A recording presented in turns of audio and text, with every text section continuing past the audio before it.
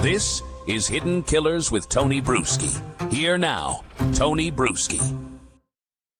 Well, there's been a lot of question for a lot of time about what happened to that K-bar knife that Bryan Kohberger used, and possibly another weapon that was used in the slayings of those four innocent college students in Moscow, Idaho, several years ago. He's obviously spending the rest of his life in prison. We've gotten a lot of information from document dumps about how that early investigation went, learn more about Kohberger, what he was like before, after, during the trial. But what about the weapon? What about what else he was doing out there? Robin Dreeke, retired FBI special agent, chief of the Counterintelligence Behavioral Analysis Program, has some theories. And we've been talking about this for a bit off the air. You've laid out a theory that reframes how we think about the missing K-bar. Instead of a panicked dump, just tossing it out the window or into a river, you're looking at something much more deliberate, a tactic straight out of the playbook of offenders like Israel Keyes, where a location isn't just scenery, it's part of the operation. I got to ask you, how the hell do we say the name of this park? Waiawea? It sounds Hawaiian, even though it's not. Yeah, I don't know the name. Waiawea County Park. We're going to go with Waiawea County Park. I think that's how you'd say it if you were in Hawaii. I could be completely wrong. Right. Even though we're not talking about Hawaii, this is right there in the Moscow area. That's just the name of the park. Waiawea County Park isn't just a quiet riverside for stargazing. It could be pre-selected prepping spot for him before his excursions, and maybe more than just the one that night.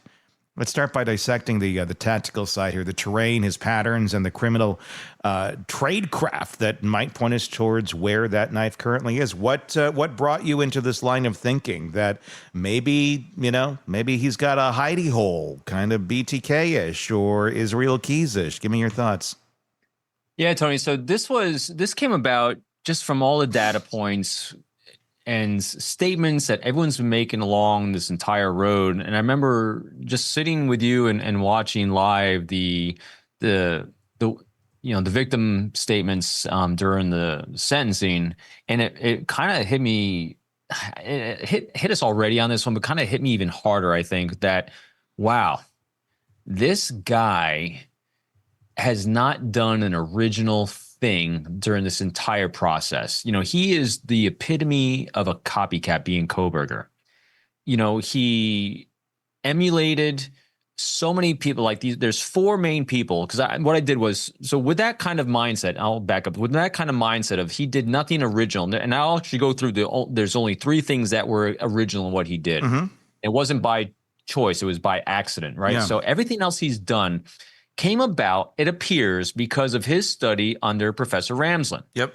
And then when we put that together with Howard Bloom's great book, When Night Comes Falling, and also his statements where he kind of theorized and had some conjecture that he was doing certain things to impress her, and then kind of superimposing it with our thoughts of maybe not try to impress her, but maybe be a study for her, because let's go looking at him. If we want to take that leap, because without a diagnosis of what we've done, but take that leap of he has a high level of psychopathy, because he definitely looks like he's got a high level of psychopathy with his totally known emotional effect, being able to do what he does.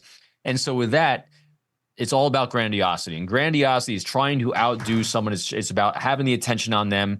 And so with that kind of conjecture and theories running around in my head, I was like, well, let's then look at the murder weapon. Let's look at what's taken place and what hasn't taken place. And so if everything he's done has been a copycat of who he studied under Ramsland,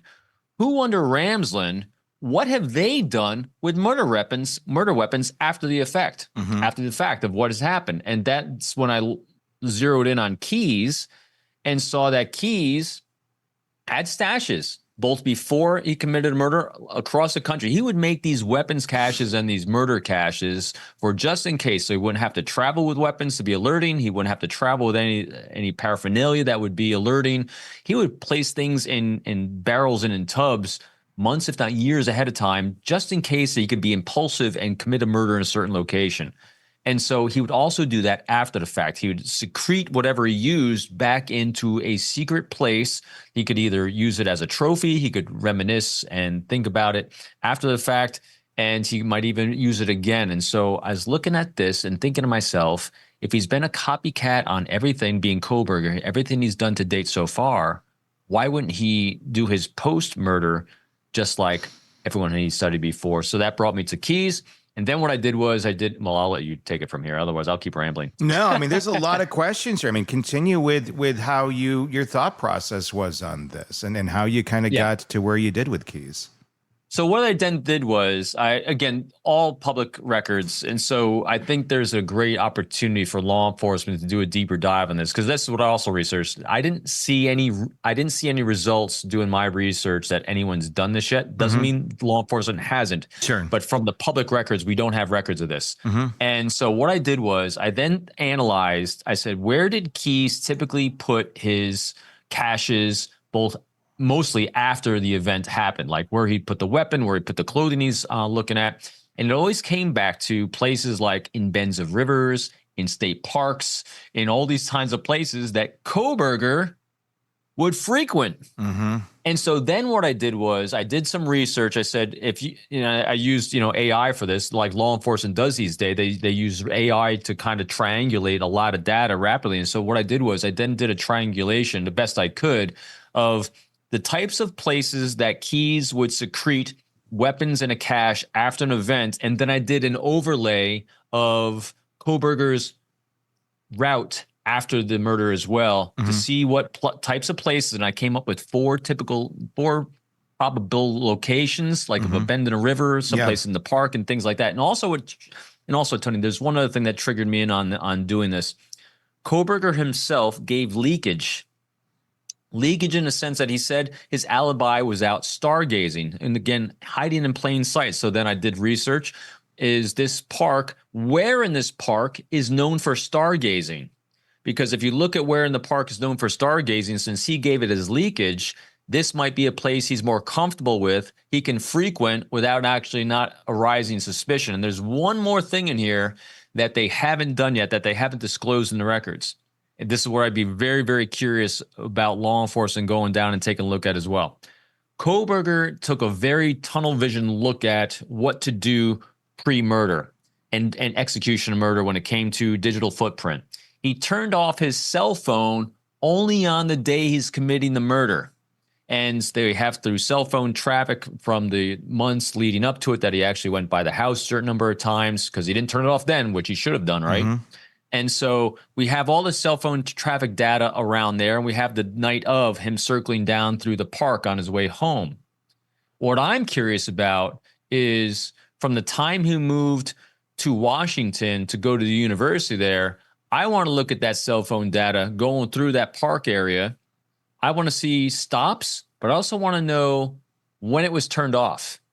I want to know the areas it turned off. And I think we might be able to do an overlay between what I saw from a similarities between where Keyes placed his and where the AI is saying that these are some likely potential locations to check. And when you actually throw cell phone assessment data on top of that, we might have some pings, pure conjecture of where he might have stashed the bloody clothes, because blood is also going to be a trophy, something to remember. The knife, and all these things that he might be reminiscing about more than a selfie in a shower where he's smiling and grinning like a psycho. It makes you wonder, like he's still sitting there in that cell, like hoping maybe one day I'll get back to that hole that I dug in the ground.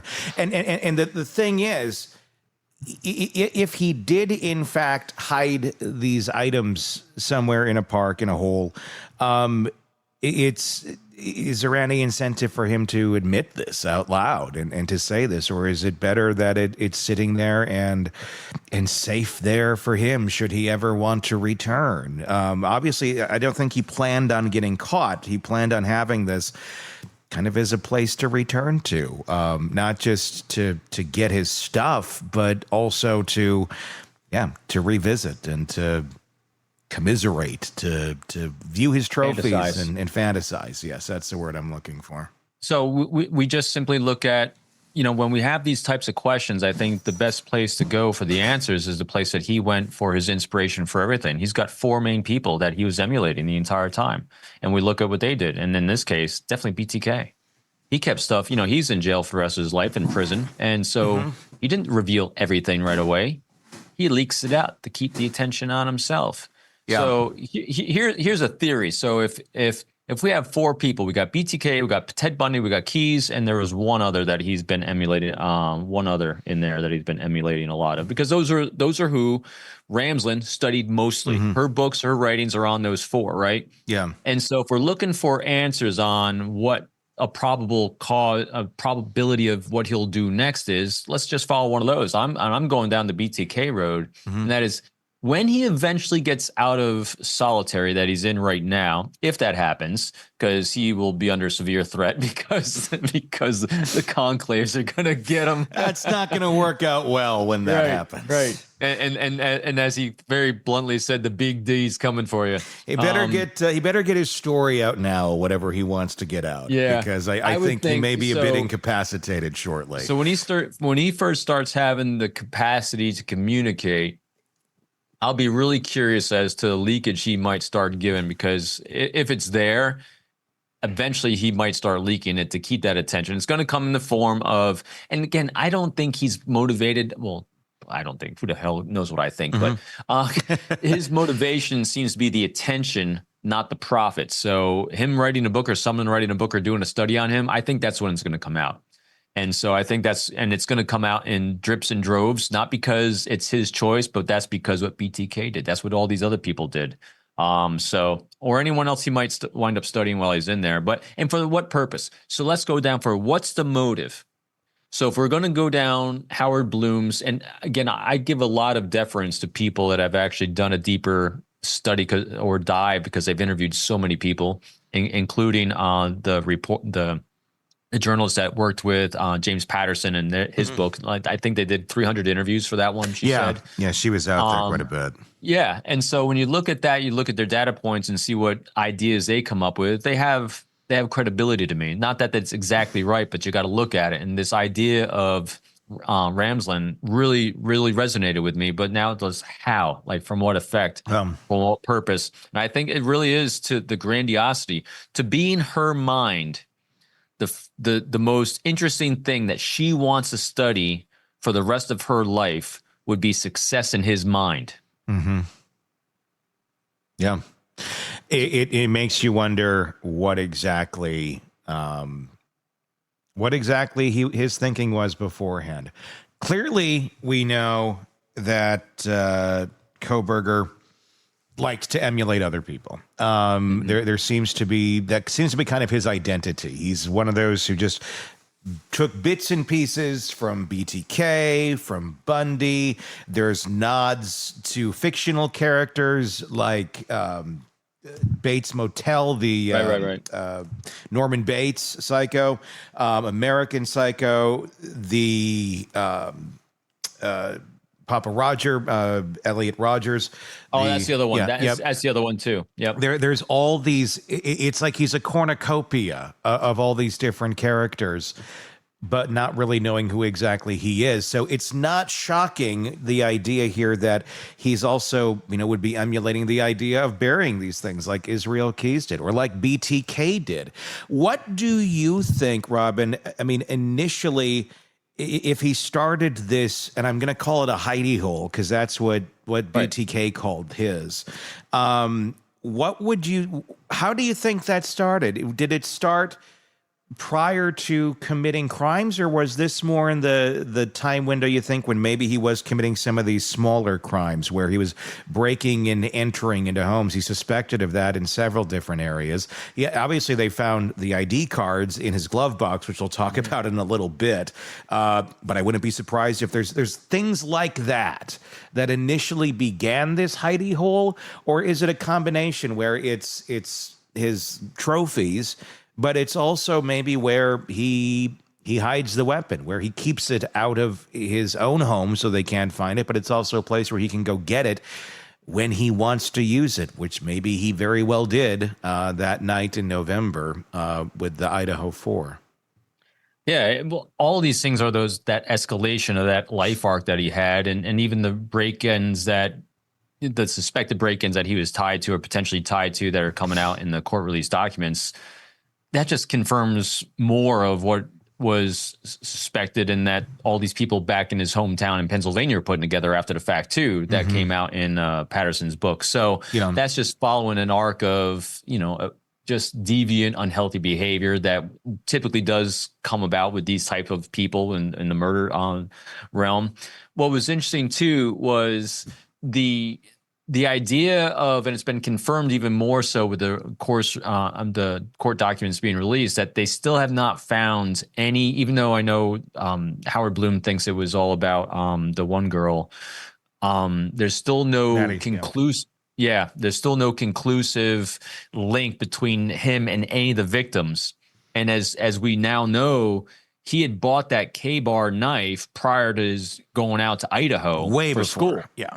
Right. So if you're looking at, and he'd started studying criminology before going out to Idaho. So if you're looking at that arc, I think it was always in his mind to do this for quite some time.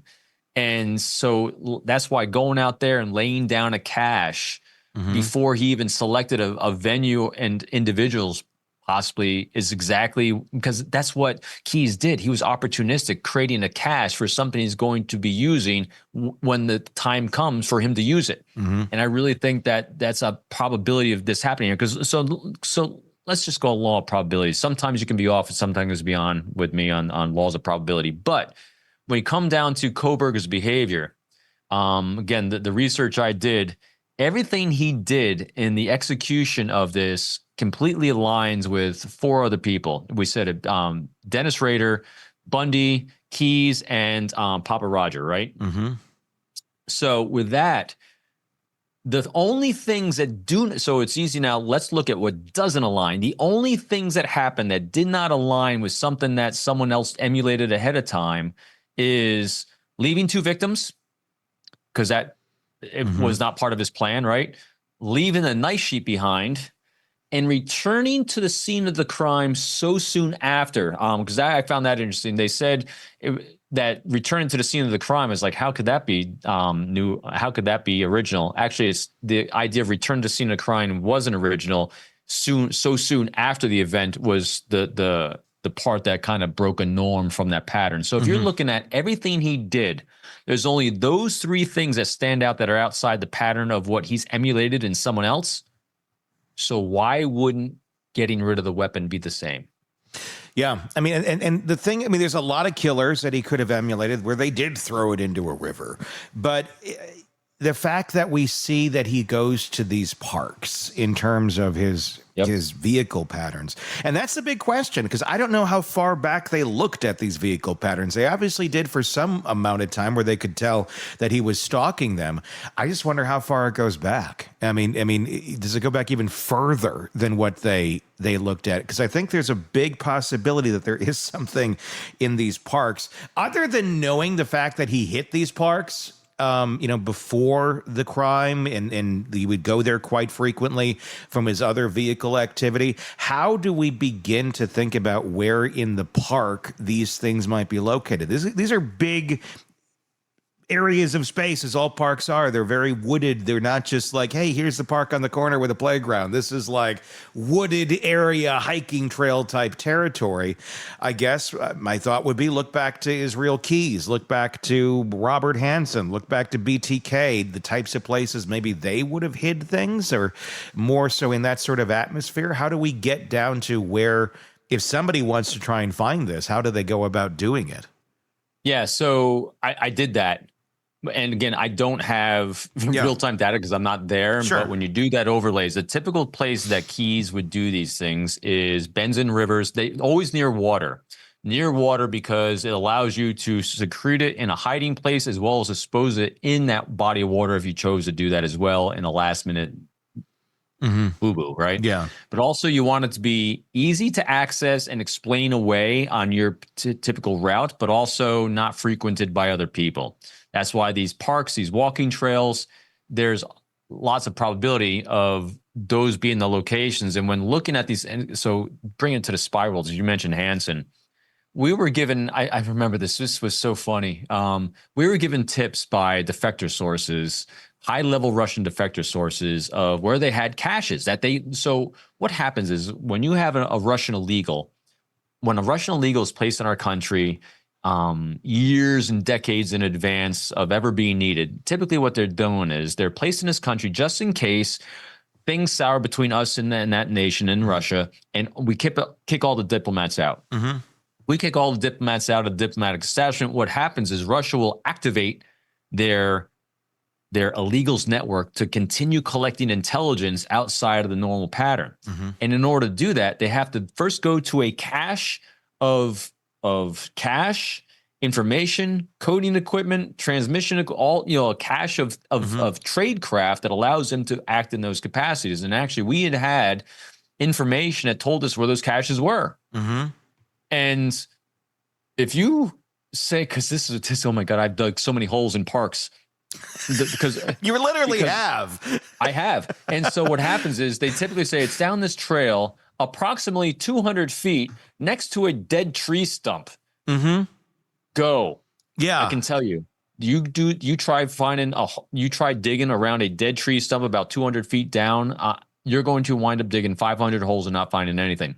So that's a long answer, a Robin Dreeke answer of saying it's got to be an obvious place as well, obvious for him to be able to find again. That's why it's an actual bend in the river. It's got to be a part of nature that is immobile, and will be there for a period of time to trigger a memory so he can actually dig it up again, but also not so obvious that someone else would. So I was looking, that's why you saw me scrolling. I was looking for the sites. There's about 5 sites that overlaid that I did with the research between where Keyes buried his and actually in the park itself. Mm-hmm. And one of I'm trying to remember off the top of my head. I'm going to try to dig them up now, but yes, I have 5 locations where I think there's the highest probability. And because the police, I'd have no idea because they haven't released exactly where anyone has actually searched before. Mm-hmm.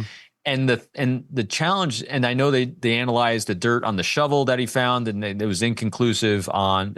They didn't say whether it led to anything or not. And that's a big piece of this, the shovel itself. Yeah. I mean, let's talk about that. See, he had a shovel because that's what really kind of starts us. Not only the fact that he's on the map going to these parks, but the fact that there's a shovel, and it's not a snow shovel. It's a literal, let's dig a hole in the ground shovel. It's not crap, I got stuck on the side of the road, let me dig out of the snow. So, and there's dirt. So they did try to do some sort of a evaluation of the soil and compare it to different areas. I don't know that was very conclusive. At least they didn't release it, as far as we know, anything at this moment in time about, this might be where it is.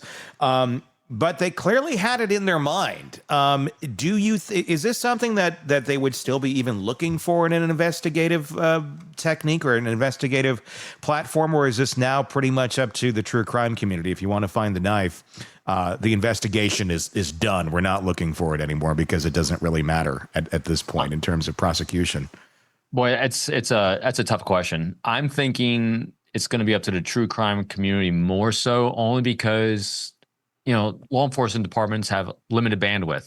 And if you have other things you have to work on, and this guy's already serving 4 life sentences behind the bars, and you already got the conviction, the resources, energy to kind of look for that, it's going to be limited. Yeah. The other thing too, I wanted to mention too, is you were talking about the cell phone data.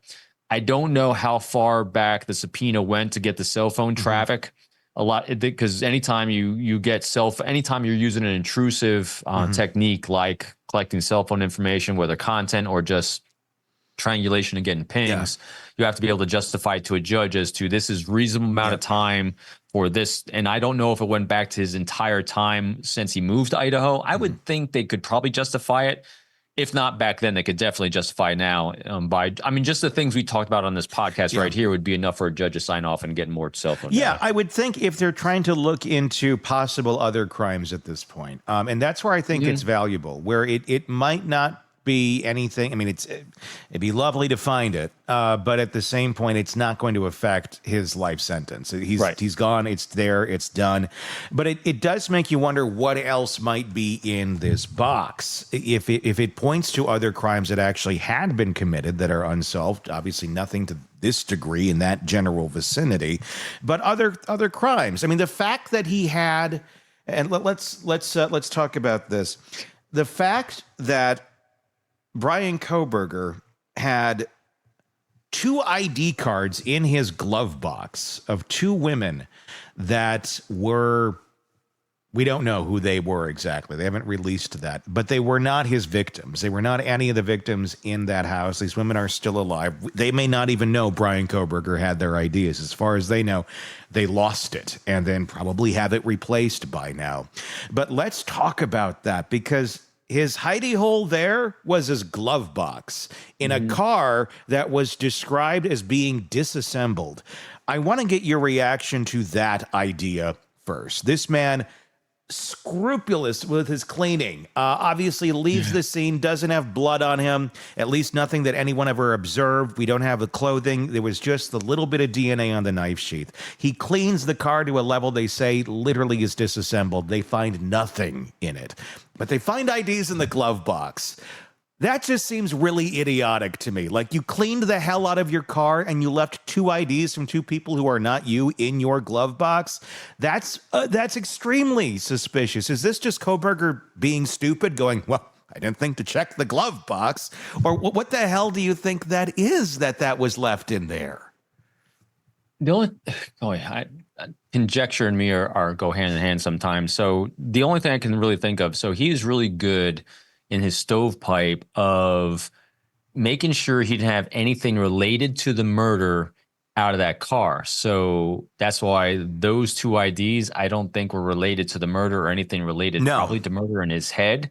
But so again, what kind of things can IDs be used for? Obviously, the photos, you can use them for understanding who you might want to stalk. But if he's equating that to the same way in his head as what he just done, he would have probably removed them, or he was just stupid and forgot, which is also it's a possibility. But he then tends to not do that. I'd be curious where those IDs are from, because maybe he wanted to get access to something else and he wanted to use those to understand how to get access to something. Maybe make a clone of one of those things. I don't know. There's, again, just down to conjecture. There's a lot of things IDs could be used for. Was it for a use, they necessarily meant for targeting. What was it for? Any sort of use, or was it just for a control? Was it just for feeling that control of, I got this from them? I mean, it's. There's no reason to have anyone else's ID on your person. There's very few reasons I can think of. Like, you're going down the water slide? Okay, I'll hold on to your ID for you. I mean, and we do know that he was not treating these female students very well at all. No, if they're from females, he could have literally just taken them and found them just to screw with them. Because he is vengeful. He is very vengeful, and we have data points on him being vindictive and vengeful. So it could have been just for that. Again, anytime you have an outlier of new data that comes in that just kind of spikes, there's lots of. I'm completely wide open to anything those could be, but it could just be a simple vengeful thing he did too. I'm wondering if all of this started really early, because we know he was committing some petty crimes. He stole his sister's phone. His dad turned him in. We know all that. And there are people there in the new book that came out, the James Patterson one that talks about Idaho 4, right? Yeah, where it talks about him going into like a family friend. He was friends with the son and broke in or took things from the mom. The mom figured it out. Eventually, gets called on the carpet for $20,000 worth of, if not more, serious theft. But isn't turned in for it. He apologizes when he's called out eventually, and just kind of goes on his way. And she says, I don't ever want to see you again. And he's like, okay, bye. So he's doing this before. I'm just wondering, did this start I don't want to say benign, but benign compared to a execution of 4 people, where it was smaller things he was doing. And was it for his craft of wanting to get into law enforcement? And was it to do smaller things to try and gain insight from what it would be like, the perspective of the perpetrator? And then eventually, after breaking into houses so many times and stealing ID cards and jewelry, he eventually ups the game and goes, well, I got away with this so much. How hard would it be to go in and kill somebody too, and then get that in his repertoire of his mind of experience? That's where I'm wondering on him. And it's honestly what I've been saying from the very beginning on Kohberger. Yeah, it is an interesting question. I think at the onset, from when I looked at the timing of it, I think the original thefts he was doing, and I think it was, again, it's hard to, I'm having a hard time placing exactly what Patterson had found out in his book. But a lot of his thefts he was doing, actually, I think, was giving him the cash he needed to get drugs. So Sure. A lot of it was drug related stuff. And so that's part of that arc of him getting reps earlier on. But that kind of goes to a question I've been asking myself a lot about him, and that's the motivation. I had theorized, and some others had too, that when you're dealing with Kohberger and him talking about having no emotions and having that visual snow and all the things that go along with psychopathy, which is that no emotional effect for anything, of him upping the sensations of what he was doing to get some sort of emotional response to something, kind of like, we saw that emotional response. He was doing a selfie in the shower afterwards as his trophy, or a theorized trophy.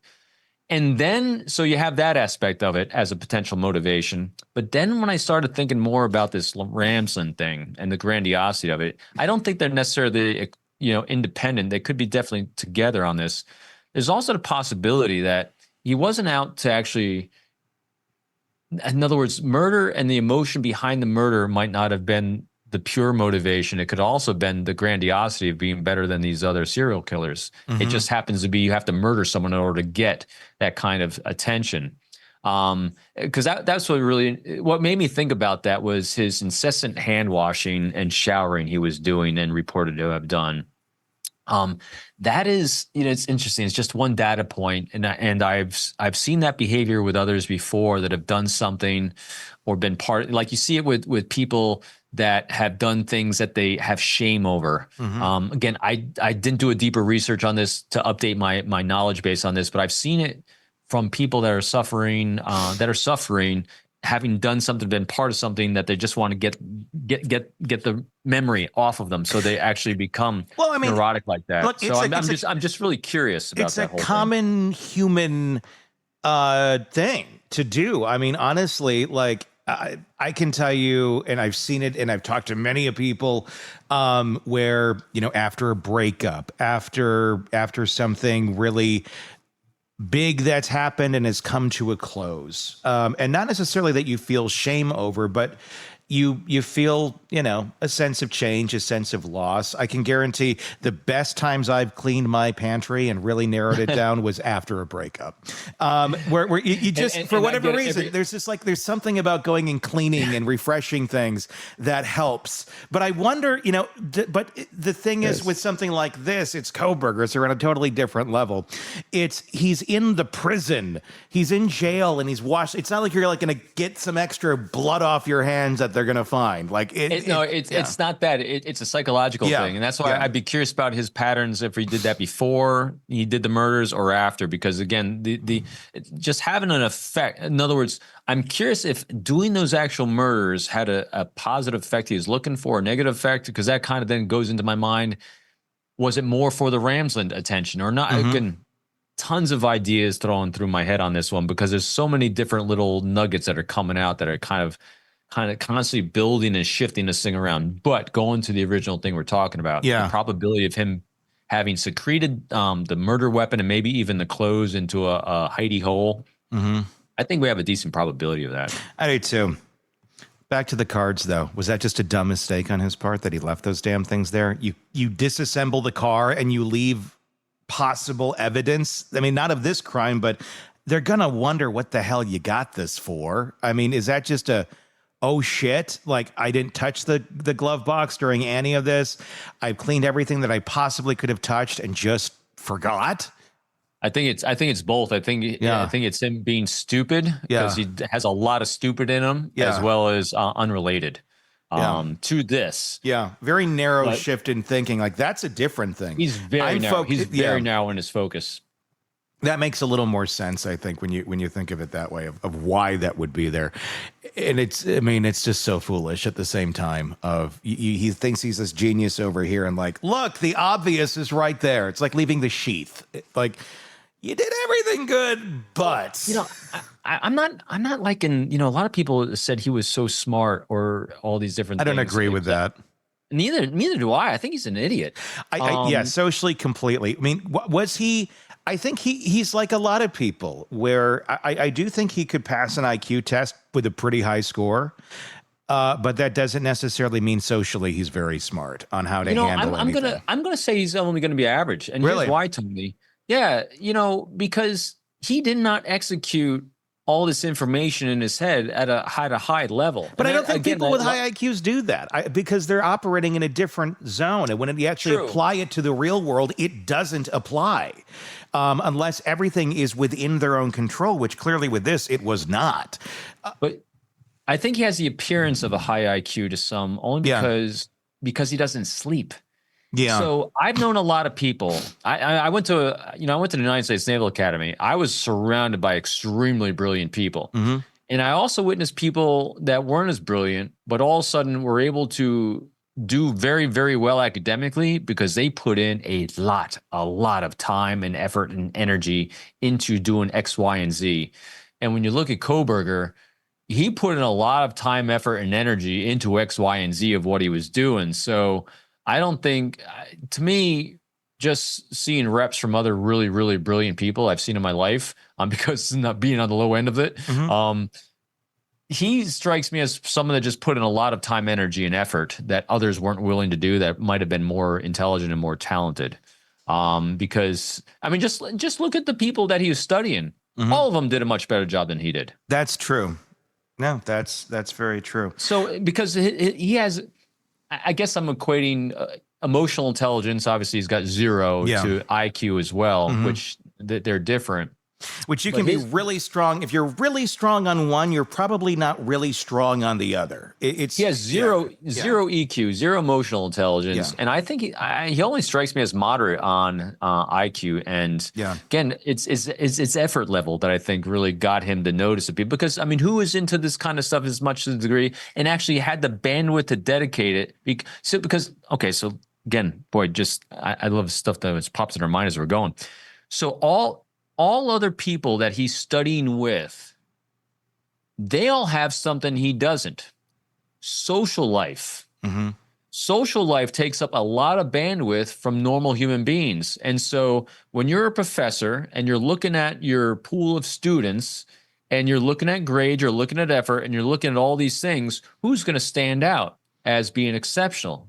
The one that is dedicating 100% of all the energy and everything they're doing to the craft that the professors there are caring about. Meanwhile, all these other students can be very, very good students, but they actually have life that is actually infiltrating into their performance. I know this because, I have 2 kids that are very into what they do, and they're talented and exceptional. At the same time, though, they're able to excel because their bandwidth allows them to excel because they're focusing on their craft and not on the chaos that other people are focused on. So I really think he didn't strike me as anything great. He struck me as someone that emulated a lot of people and just think about this. He put so much time and energy into what he was doing. You think he'd be better at it. You would. He's someone who I think, like many of us do, though. I identify with what we do or our craft as part of, who we are, a very big part, more than just, I do this and my whole life is over here. Sometimes it's very intertwined.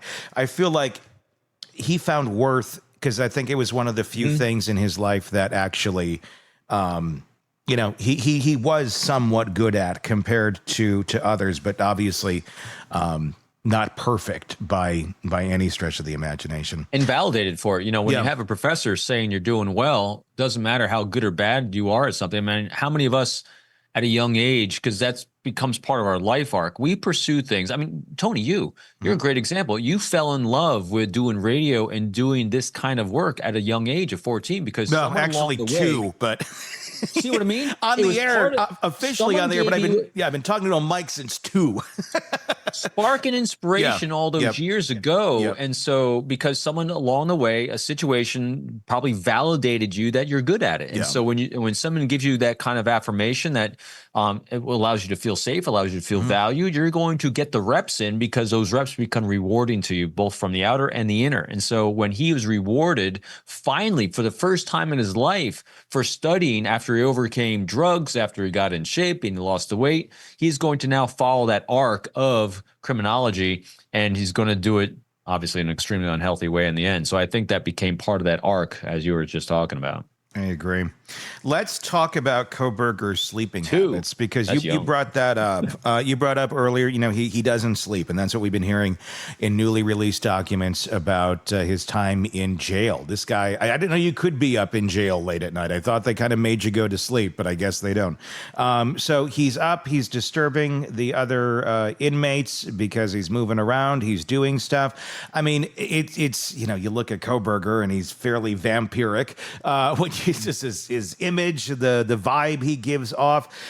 What do you make of that? I mean, and is that a common thing amongst killers that of the past? Is he emulating someone? I wonder about that. I haven't really dug into that. I don't know.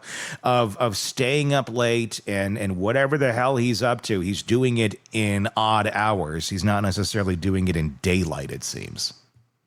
I think that just goes to, again, pure conjecture on this one too. I just think his brain is so broken, the chemical imbalances in there, it throws off everything, you know, because sleep is regulated mostly by melatonin and our body's natural rhythm.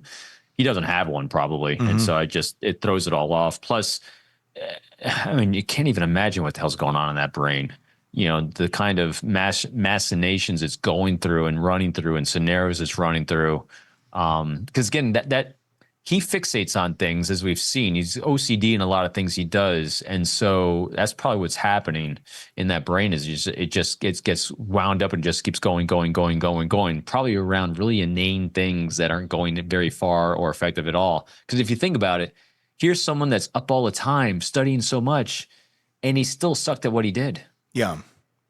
Is prison going to bring, how do you think prison's going to affect Kohberger? If he's, because obviously he's only been there for a little while. I know he's been in jail, but this is prison. And he's in solitary confinement right now and will be for the foreseeable future. That can do a number on a lot of people. Look at Richard Allen, the man accused of being the Delphi murder, which obviously we don't agree with, but that threw him for an insanity, made him psychotic. He was suffering psychosis. He was eating his own feces. He was running his head into a wall. And he wasn't even convicted yet, but that's a whole other story.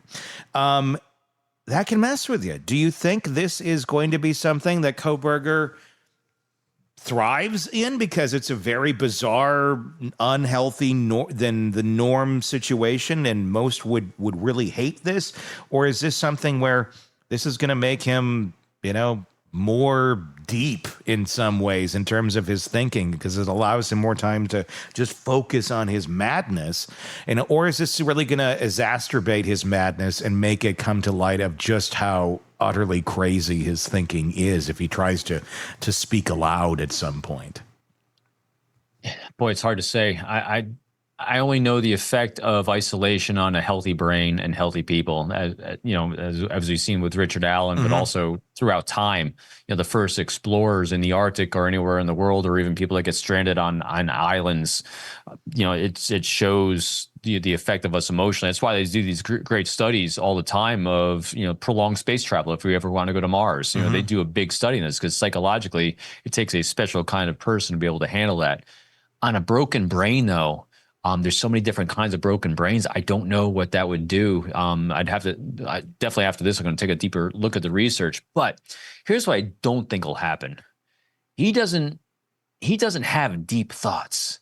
he doesn't strike me because he's so hollow. He's so empty. If he is as high on psychopathy as he appears to be, that there's not a lot going on in there. I don't think isolation is going to give him any kind of life epiphany where there's going to be an aha moment. I mean, just look at the other serial killer. Again, he's not a serial killer technically. He's just a mass murderer because he killed 4.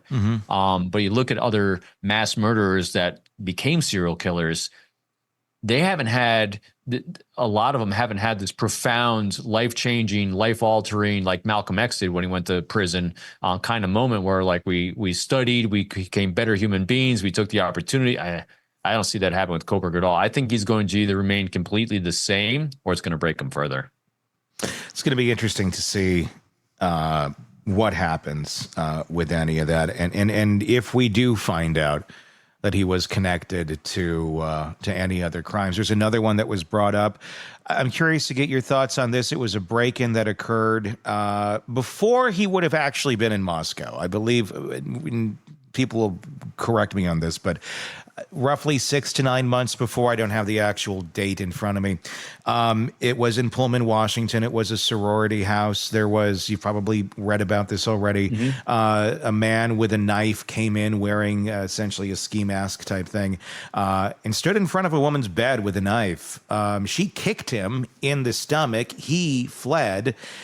And that was that. But it was quite a brazen type attack. You're going into a house that's filled with women in the night with a knife, and you're thinking you're somehow going to get away with something. I mean, this wasn't like she's alone in her dorm in a quiet place that nobody's at. It's a house with people.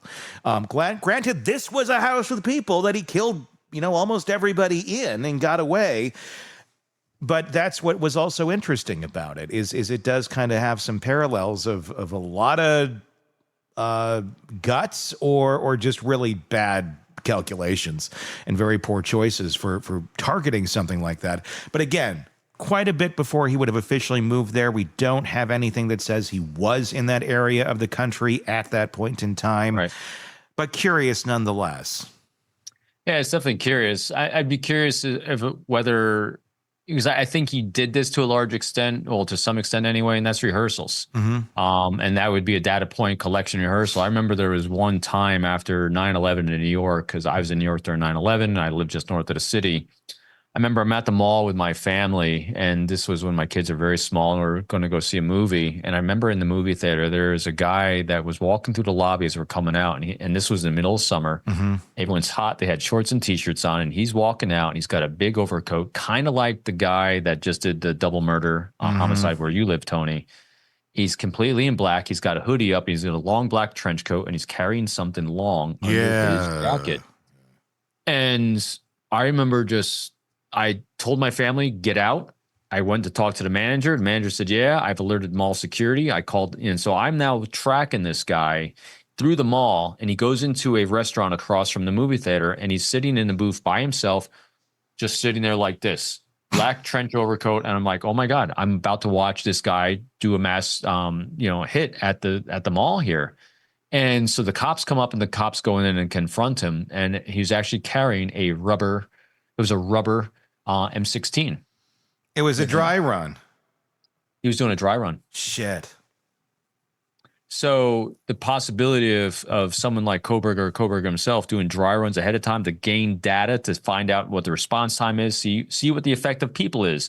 Because seeing the effect that he has in a house, whether it's Kohberger or someone else, looking menacing, how long does it take for someone to do something about it? Would they say something about it? How long does it take for cops to respond to a complaint like that? That then gives him data how long he has to escape. And so criminals doing dry runs like that, that's pretty common. Well, I don't know how common it is. It's what they'll do. And he was checking the police scanner right before he did this. I'm gonna guess that wasn't the first time he checked the police scanner. I'm gonna guess that he was checking it that night. I don't know what that would have told him about that night, if they were just in the general area or if there was other calls they were focusing on or what. But I'm gonna guess he checked it at other times too for other things that he allegedly may have done to see, well, what's the response time here or there? That I found interesting about checking it before the night of the actual crime. What does that tell you? it would. One of my theories on this one is he was targeting location more than he was targeting people. I've said that throughout this, just because I think this house made it an easier target for him. And in one way you identify that is by how much traffic is coming in and out through law enforcement presence, and what kind of things are happening that you're seeing there. Is it because people are loud, because there's parties and there's a lot of people in and out? That's what he was looking for. If he's looking for venue first, and then who's in that venue that I can target. I think it was a perfect storm for him that he did both. Yeah. And so I think, listening to a scanner is going to tell you, schedules of law enforcement, when their turnovers, their shifts are, because that's an opportunity time to do it too during turnovers. So there's a little bit more chaos. During the nighttime, there's definitely not as much presence. You're also looking at who's on. I mean, granted, these are things I'm coming up with. Who knows what he's coming up with? But you're looking at who's on duty, who's actually has a reputation of being on their game, and who's not on their game in the world of law enforcement. Again, there's only 37 sworn officers in Moscow, so it's a small department. Yeah. And out of those 37, how many are on patrol? So these cops have reps. They have an image. So those are all data points he could be collecting and taking in just by having a scanner ahead of time. But again, I might probably given him way too much credit, because he did not have the maturity and didn't have the reps of understanding how law enforcement actually worked. And why do we know that? Because he bagged up his trash and put it in his neighbor's trash. Yeah. Yeah, exactly. Okay, I got to ask this because I know the audience is still sitting there going, okay, what happened with the guy in the mall? Were you, I want to ask you, were you packing? Were you ready to draw if you saw him pull something? And what happened to him? Yeah, so I actually was behind a pillar. I sent my family out of the mall to safety. Yeah. And I was standing behind a pillar thinking to myself, oh my gosh, I'm going to have to shoot someone. I work counterintelligence, me drawing a gun in 22 years. It happened once on a bank robbery call out we did as a group. But I was thinking I was going to have to potentially shoot this guy until the cops showed up, because I was watching him and seeing what he's going to do. And if he's going to make a move, I was saying to myself, well, I was going through my deadly force policy. I was making sure it's going to be a good shoot if I had to, so I could, live through this, defend other people through this. So what happened is cops came in, they interviewed him, and they determined that he was not a threat, and they sent him on his way because he didn't do anything illegal. But they detained him because he was suspicious and able to actually get enough identifying stuff on him. Where he went from there, luckily, I never saw a shooting at the mall after that. So, but isn't that disturbing? I mean, right after 9/11, the whole "it's see something, say something" prime time in New York. That was December. I remember that was December of 2001. And they're just sending this guy on his way. Law is law. It's an amazing thing. It's amazing. My time in the Bureau it had moments. And I remember there's many times, like I worked a lot with the CIA and other 3-letter agencies. And I remember there's many times when the CIA, we knew someone was doing something horrendous on behalf of a foreign government. And like disclosure of classified information. Is one of them. We knew someone that was having disclosure of classified or mishandling, I should say. The only thing we had on this person was mishandling the classified, even though we had suspicions it was going to the place it shouldn't go. But at the time, we only had mishandling classified, which is a misdemeanor. And I remember we'll have the CIA come in and saying, why don't you just arrest him and put him in jail and throw away the key? I'm like, that's nice, but we have this really cool thing called the Constitution. Yes. Things I couldn't do because I was law enforcement and federal law enforcement were pretty intense. Yeah. When I retired, I could do so much more research on a human being than I could when I was I could not do open source information searches on an individual unless I had a case open on them. There's a lot of things I couldn't do because I was a federal law enforcement officer upholding the Constitution of the United States, which meant I was under rules and regulations of what I couldn't do regarding a human being, and the amount of focus I could give on them, reasonableness, because that's always what courts go by. So it was pretty limiting. What it mean, as on the surface, as a citizen, a bystander out here, one would go, why wouldn't you get him? But at the same point, I'm going to assume, I'm going to guess, I'm going to hope that that they did start to, like, this guy's on the radar now. Like let him 100%. back to wherever he's coming from, and let's see who else he has with him, because that could end up opening up another big sell of something if it was going to be something by letting him free. I'm going to guess that's where it went, more than just let's lock him up for a few days. And 100%. So now what happens? So someone like that becomes a data point, and that data point, you have home of record, you have criminal history, you have vehicle history. You have all these different things. You now have a friends and associates that you can now identify if they actually were asked him to take a look at his. Back then, we had flip phones. We didn't have full cell phones yet. So they could actually ask. In other words, they're detaining him so they can voluntarily ask for certain things, and if he responds and they can get it, becomes a lot of data points. And so those data points then say, are you what network of individuals are you part of? Is this associated with something we already know that's going on because we have intel, we have an investigation over here, so you're another leg of that, or are you going to start a whole new one? So it's not just like they let him go, or we let anyone go after someone displays suspicious activity and it's just a dead deal. Sure. No, if we see this in cases, when people let that stuff go, then when something horrendous happens, someone says, all the red flags were there. Why didn't law enforcement do something? Since I never heard of anything coming back to this again in a negative way, it meant they used that data in a productive way to shut down whatever it was, or this guy was just a lone wolf moron out doing something stupid that day, testing law enforcement because he's a pain in the ass. True. There's a lot of stupid out there in the world, and he might have just been one of them. Yeah, I mean that's the other. It's not always as deep and dark as we think. Sometimes it's just as deep and dark as someone's bedroom and their dark closet and whatever the hell they're conjuring up. Robin Dreeke, retired FBI special agent, chief of the Counterintelligence Behavioral Analysis Program, and author of this book, Unbreakable Alliances, wherever books are sold, and other ones too, The Code of Trust. You can get it right now. But wait, there's more. There's also this one too. And if you call right now, we'll throw in a juicer. No, I'm kidding. Just go get them wherever books are sold. Going back to the Ronco commercial days, I always wanted that little juicer they would give you if you bought the Miracle Blade. It's a little plastic thing. Right now, Mom, can we get it? I know I can't use knives, but I love the juicer. Slap chop. Remember Slap Chop? Slap Chop. Yes, exactly. It's like them cutting through shoes and metal. That was always fun too. Like in case you want to cut up a plumbing piece of your home, you can do that and carve the turkey in the same setting. Anyway, cleaned it first. Exactly. Want more on this case and others? Then press subscribe now and don't miss a moment of true crime coverage from Tony Bruschi and the Hidden Killers podcast.